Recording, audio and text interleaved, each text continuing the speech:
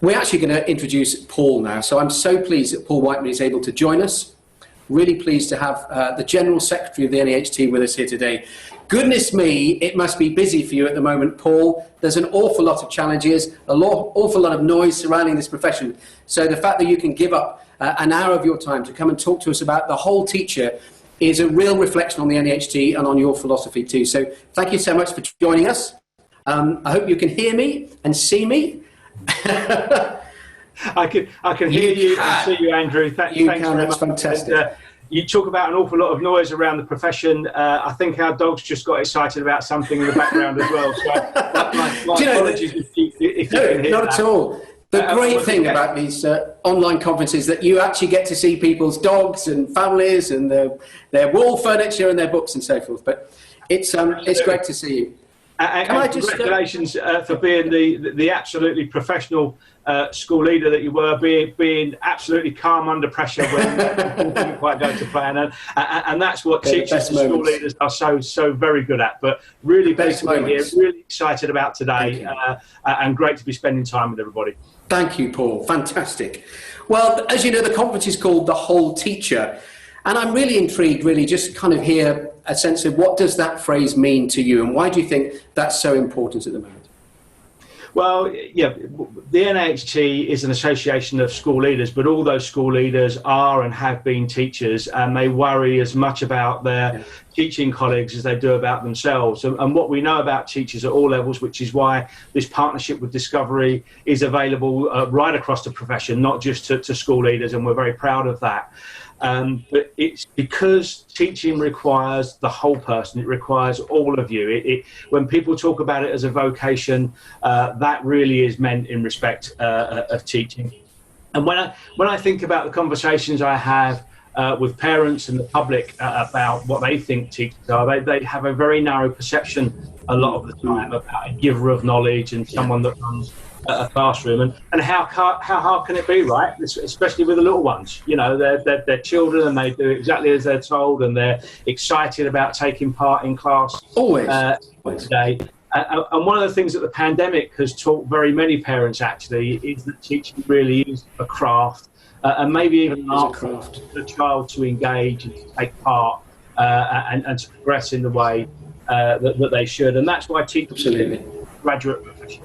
Absolutely, should be held in very high esteem, across the country. But what is it? Of course, it's not just a giver of knowledge. Teachers are pillars of the community.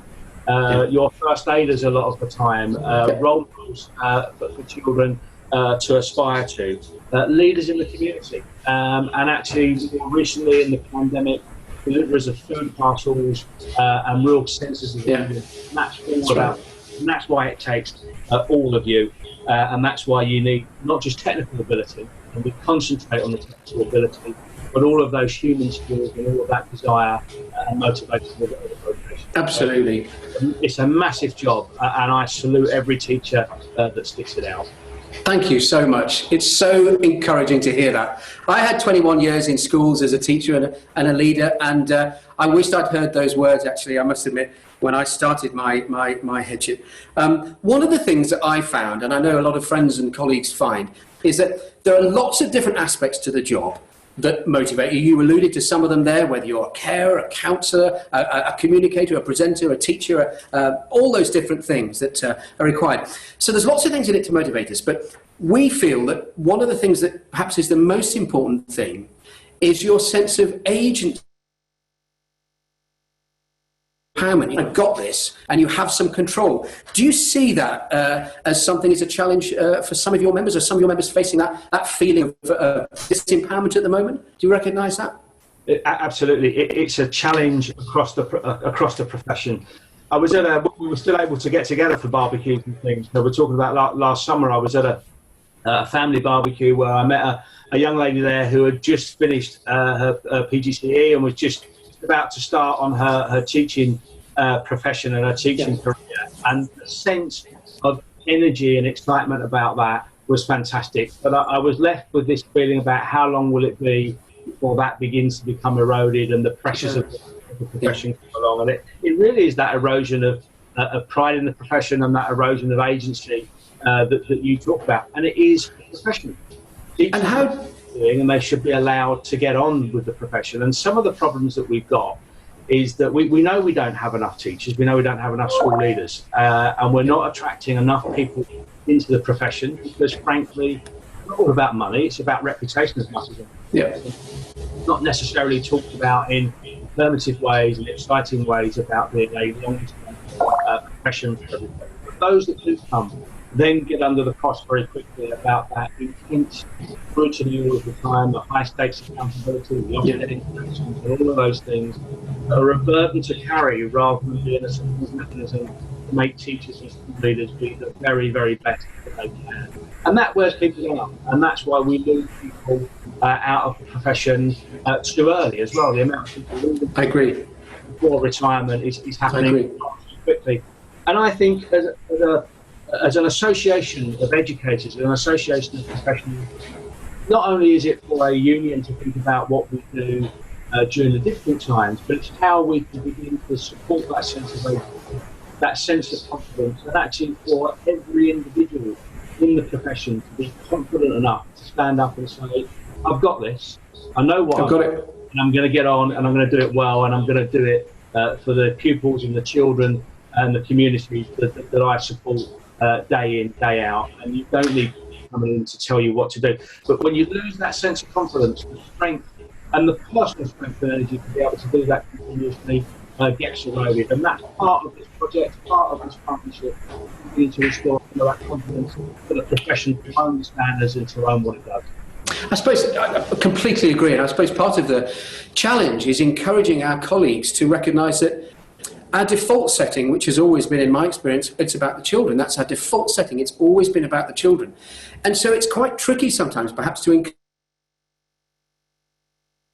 staff, core members, to say, well, actually, that's true, but the children themselves deserve to have the best version of you in front of them. And so does your family too. So therefore, it kind of is about you. What are some of the symptoms, if you like, some of the anecdotes that you hear in your role all the time from teachers when you sense that they're beginning to lose that empowerment?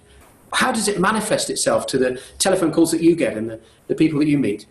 How do you see that? You can really see it, and I'm in contact with school leaders and teachers almost every day. And unfortunately, I do get a little bit of the rough end of it because of the job that I do.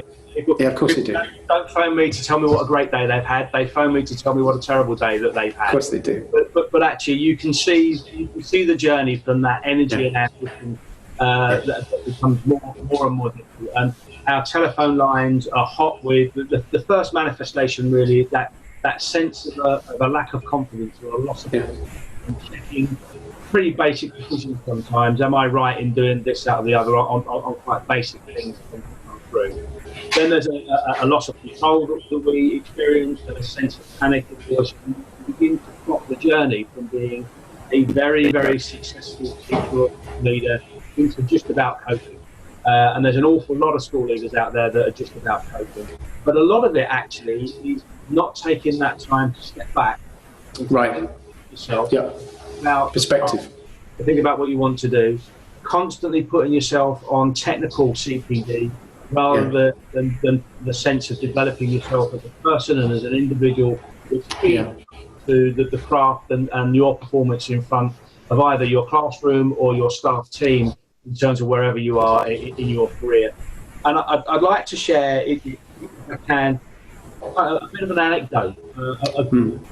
A friend of mine, someone I respect an awful lot, a very, very successful school leader, who was encouraged to expand his school, take it into a trust environment, expand the trust, expand it, and expand it. And in all of that, completely neglected his own experience, completely neglected his own sense of agency, his own sense of looking after what was happening to him. And got to the point where actually the job was just simply too big. All motivated by doing the best that he could for the children. We're now at a position where fell off the end of what could be control and has left the profession. And that's a great head teacher, a really fantastic educator. What a loss. Inspires me. Who's now lost the profession. And actually the question I ask is, of course, we are there for people when they hit the buffers and they have these difficult times, but it's a partnership, the one that we're working with Pathways on and Pathway itself, to say, how do we add that little bit back? So actually we're doing less of that recovery work, less of that difficult end, and support people to have that sense of efficacy, that sense of agency, and make sure that you're looking after yourselves as well. And that's why I'm so excited about this project. Well, it was something that, thank you, Paul, it was something that you and I have talked about when we first met, actually, and it was kind of pretty much straight away you recognised our approach, which is not just to look at professional development, but to look at personal development too. And it's almost sounds like that's a new thing. To many people it isn't, of course it isn't. But in terms of CPD, that's a relatively fresh thing, because so often, as you said earlier, it's about their professional skills, their professional capital. So do you see that as, do you see Pathway as something that is there to help with that? Is that one of the reasons why you're happy to get around this, to get behind this for your members? The holistic view. Yeah, we want to cover all angles on this, really, and we've been doing the technical CPD for years, and there's pressure on that as well. The ability to get out and do a traditional CPD course or a day away from school is becoming more and more difficult anyway. So, we were already beginning to think about, well, what do we do, and talking to you guys at Discovery as kind of offered us options, and why we're in this partnership now. But if you think about it, if you look back a couple of decades, HR functions and that used to help manage your career and would talk to you about managing your career and managing yourself. And over time, that's been eroded. I think what we can get through with the kind of the orientation part, then the navigation part of this, and then the reflective element of it, we can help people with that balance of technical learning and technical skills, managing where people want to be in their career at their own pace and when they want to do it. So you can do it whenever you want to do it, and therefore manage yourselves, manage your careers, and therefore manage your ability from where you are at a certain point to have the very best experience, and to give the children that you care for the very best experience as possible. So this is really different, really exciting, and we want to look after the whole person, not just when you're in trouble. And not just when you're yes, that's true. As you're in the middle of it and you're looking for a bit of help and a bit of support, we hope that we can provide it. That's true, absolutely. Thank you so much. It's really, really interesting hearing you talk, and thank you so much for your different views there. I couldn't agree more. So we've got a little bit of time for some questions if there are any coming in. Otherwise, we can chat for a little bit longer. But if there are any questions, please do share. And I'm going to put a few questions to Paul, if I may. It's a good question that's just come in, actually. Is it the case that Pathway is replacing NAHT CPD courses? It's complementary to that, isn't it, Paul? How do you see that relationship? Because, of course, you're continuing to deliver those fantastic CPD courses. There's no suggestion that this is replacing them. Andrew, you're right. I mean, at the moment, this is brand new, and it doesn't replace anything. We hope it supplements and complements everything that we do. But I think CPD is changing in education. There are pressures already upon the ability to get out of school. There are cost pressures as well about how it works. And I think actually, Andrew, following the impact of the current pandemic, those pressures are going to become even more acute, and the extent to which schools will be able to release people to do things might be even more difficult when we go back for the short term. So being able to deliver something at a distance, and through things like this conference, and through the modules that we can put together in a more distance way, that actually might be more useful, at least in the short term. So I actually don't know. I think we're going to have a whole conversation as a profession about what CPD looks like going forward once we have some sort of return to whatever the new normal will be in September. So it's a bit of a dodge answer, I'm afraid, because I don't no. I don't think anybody knows the true Nobody answer. knows. No, that's true. On down right now. What I think I've found, actually, Paul, in the last few weeks, and obviously we don't want today to be dominated by that. Today is hopefully a little oasis away from that. But one thing I've found is that I think hopefully people will be more willing to look at ways of developing oneself remotely.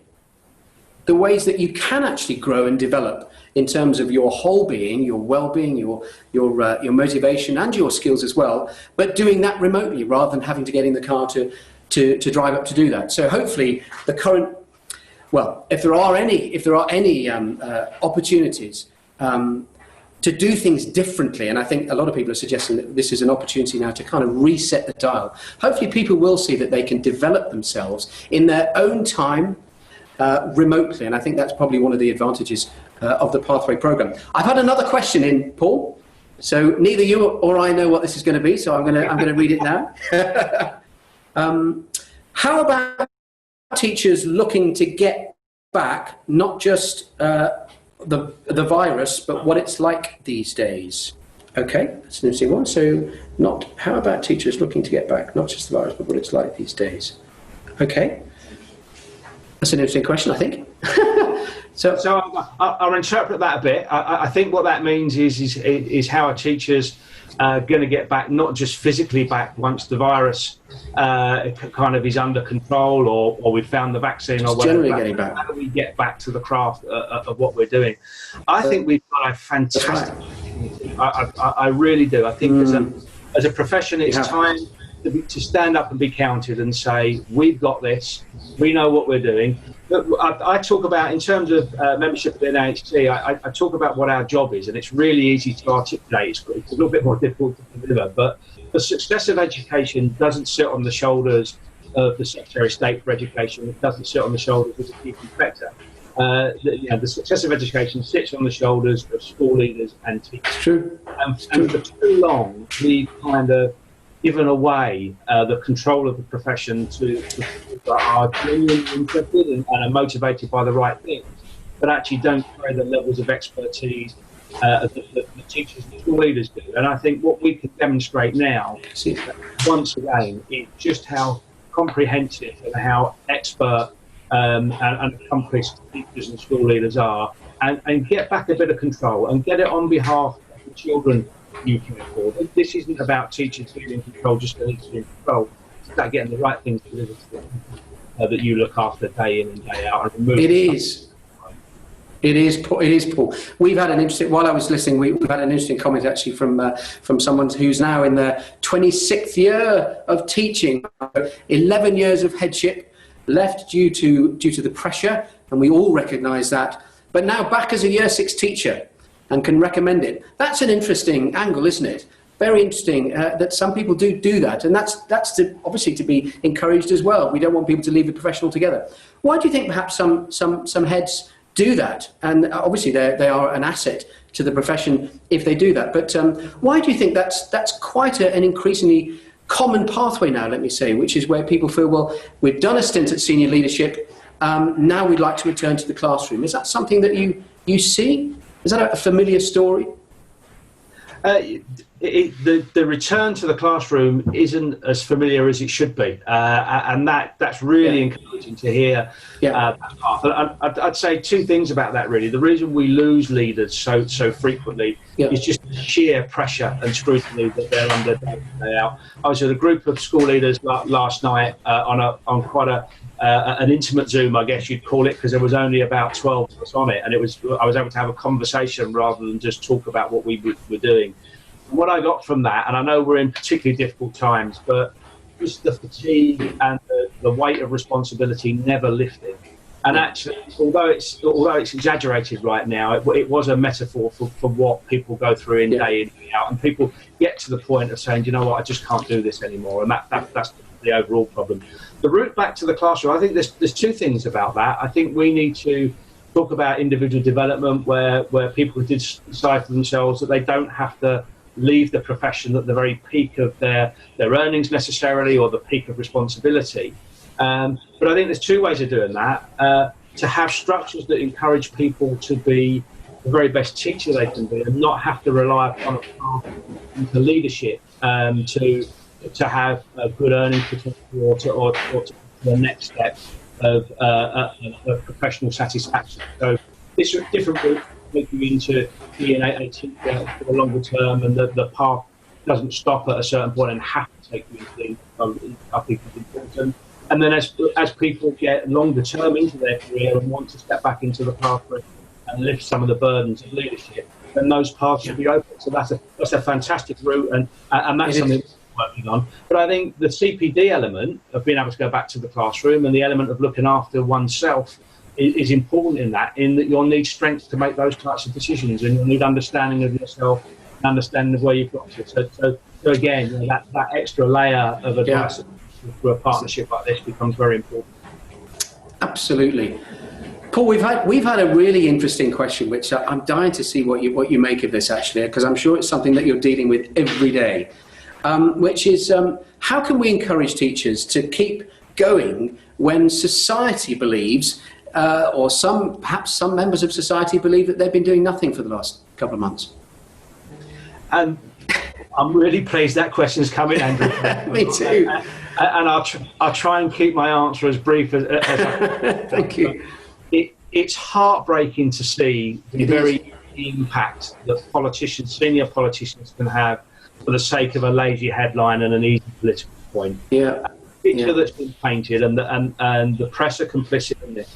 The picture that's been painted that teachers are sitting at home in their gardens when the sun's out, drinking a glass of wine, getting in the way of a return to school. It's not only factually inaccurate, it's absolutely insulting. It is really. We've said it a few times, and we've said it in the public domain a few times, and we'll continue to say it. The stuff that's been announced yesterday from the Prime Minister about summer catch-up completely erodes the technical abilities of teachers and the skills of teachers to think that you can do it in a few weeks in the summer when we've been off or been away from school in the normal sense for so long.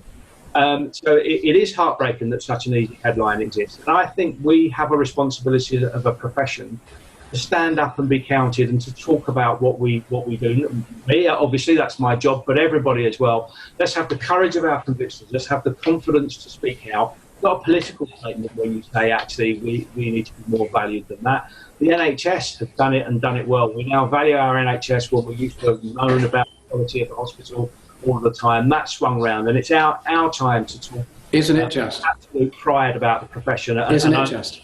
For ourselves. But that takes strength, and we're worn out at the moment. So that's why we have to look after ourselves and make sure that we have that energy to do it at every opportunity. And I'll just finish on this.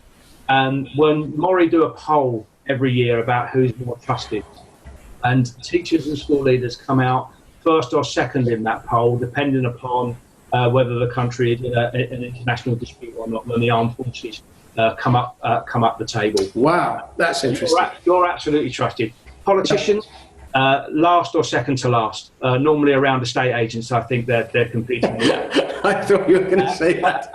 I was waiting for you to say that. Trade union officials somewhere in the middle. So look, you've trust, and we should use that trust. And just remember how we've got behind you when we were talking about the lack of money in schools. And I think that has to come again, and we have to talk with pride about the profession so we can have a very strong return to whatever normality looks like in the new academic year. But a great question, Andrew, and I'm really pleased I've been able to answer it. Amen to that. Amen. And I'm sure that's extremely reassuring for the people online listening to this, and very reassuring to have you in the chair. I don't wish to embarrass you, Paul, but I cannot think of a better, more authentic ambassador for people in this profession than yourself. And we really are thrilled that you're able to. We're going to have to let you go soon, because goodness knows how many other different meetings and phone calls you'll have, but you're navigating your way through this on our behalf. With such sincerity and authenticity, and we really appreciate your time today, Paul. Thank you so much. We're going to draw it to close now, if that's okay, and I'm just going to run through a few little slides just to share with you some of the Pathway programme that we've been talking about. I hope people can stick around, but for now, Paul, please, thank you so much. Thank you so much for joining us, and good luck with the rest of the challenges you've got on today. Thanks for having me, Andrew, and I'll see you again soon. Pleasure. I hope so too. Take care.